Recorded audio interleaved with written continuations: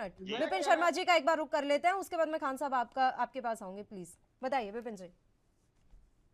देखिए, मैं एक बात बोलना चाहूंगा कि जो बहुत अति अनिवार्य है उस बात का हम्म। जिक्र करना कि हमारा देश हिंदुस्तान, हम फक्र करते हैं, नाज है। और सबसे अच्छी खूबसूरत बात हमारे देश की है कि हम सर्व धर्म को मानने वाला हमारा मुल्क है, हमारा देश है। जी। और हम सारे धर्मों का सम्मान करते हैं। और सबसे बड़ी बात है, अगर हम तुलना करें चीन से, चीन में क्या हाल है, वहां पर जो अल्पसंख्यक है उनका क्या हाल है, बद से बदतर उन्होंने हाल कर रखा है वहां पर। लेकिन यहां पर हम लोग बात करते हैं, कुछ जयचंद, बड़ा दुख होता है मुझे बोलते हुए, वो बात करते हैं कि पाकिस्तान और चीन को आप शामिल करें वार्ता में। कितने कितने दुख की बात है, कितना चिंता का विषय है, ये मुद्दे को कितना ज्वलंत बना देते हैं।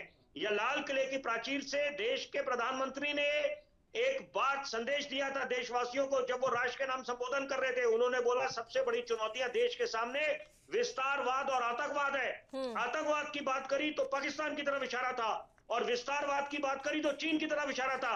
हमारा दुश्मन नंबर एक चीन है।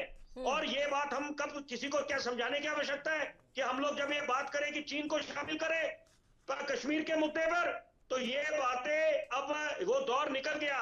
एक नई सुबह का आगाज हुआ है। आपने रोशनी एक्ट को हटाया, अच्छी बात है।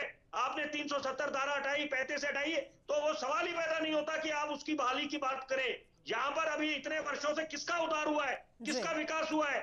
अपना ही युवा गुमराह हो गया था। तो अब ये समझना चाहिए कि जो बात करेगा राष्ट्रवाद की, जो बात करेगा एक राष्ट्र एक संविधान, एक राष्ट्र एक तिरंगा, एक राष्ट्र एक राशन कार्ड, जनता उसको स्वीकार करेगी।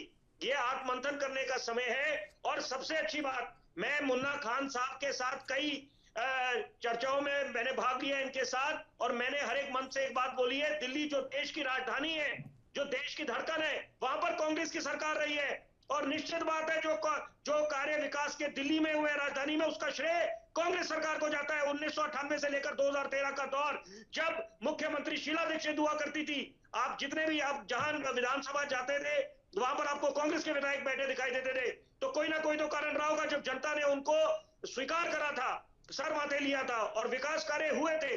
वही कांग्रेस को अब प्रयास करने चाहिए कि क्या आत्मंथन करना चाहिए कि क्या कारण है वो जनता से दूर जा रही है, और दोबारा कैसे दिलों में वापसी वो करे। मुन्ना खान से ये बात